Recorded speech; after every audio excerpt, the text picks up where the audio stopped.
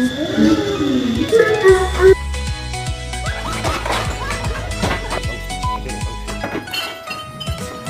not lazy. I just don't feel like doing anything.